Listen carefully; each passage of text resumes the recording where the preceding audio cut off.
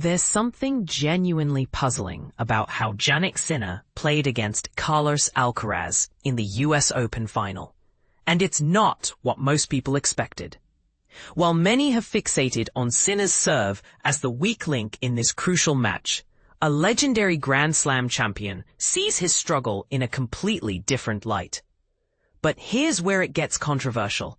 Was it really his serve, or something far subtler that cost him the game?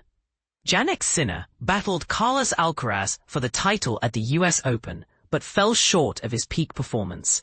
This loss marked yet another in a troubling pattern. Sinner has now been defeated by Alcaraz 7 times out of their last 8 encounters, including 2 major finals at Roland Garros and the US Open. The US Open final, in particular, was much more one-sided compared to their duel at Roland Garros earlier this year.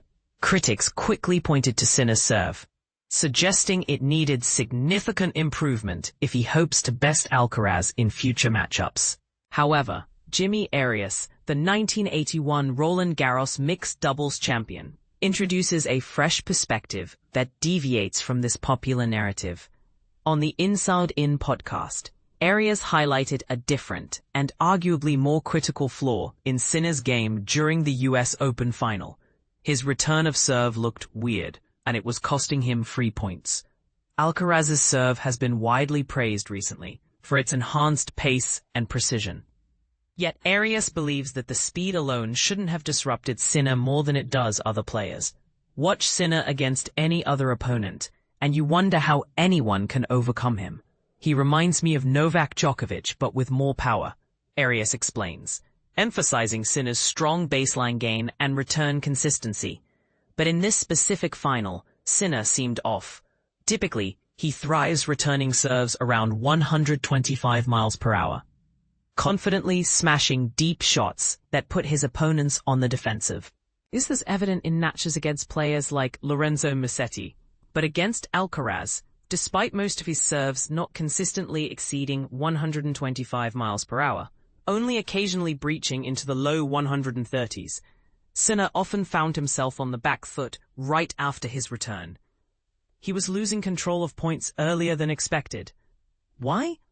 Arias suggests it might be psychological pressure or discomfort when facing Alcaraz's unique style. Alcaraz doesn't just rely on power. He blends different shot types, spin, slice, hard drives, that keep Sinner guessing and constantly adjusting. This diversity unsettles Sinner in ways that don't typically happen with other opponents. Arias notes, Alcaraz mixes things up brilliantly. He can throw a spinner, follow with a slice, then deliver a 100-mile-per-hour missile. That combination disrupts Sinner's rhythm and makes him less effective than usual. Statistical evidence backs up Arias's claim. When looking at Sinner's return game during the US Open, a striking discrepancy appears. Against Alcaraz's first serve, Sinner won only 18% of the points, a steep drop from the 33% success rate he maintained across his other 6 matches in the tournament. On second serve returns, his performance also dipped. Normally, Sinner fares quite well, winning 65% of those points overall, but against Alcaraz, he managed just 43%. Even though Sinner converted his single break point chance against Alcaraz perfectly, that lone opportunity wasn't enough to tilt the match in his favor. Now, with a few weeks before Sinner returns to the court at the China Open, where he owns a title, fans and analysts are left wondering what adjustments he must make. Interestingly, the 2 rising stars will soon meet again at the Shanghai Masters, potentially offering Sinner another chance to crack the code on Alcaraz's game. This scenario raises intriguing questions. Is Sinner's return game truly the Achilles heel against Alcaraz, or does it boil down to the mental game and adaptability? Could it be argued that focusing solely on serve improvements misses the bigger tactical picture?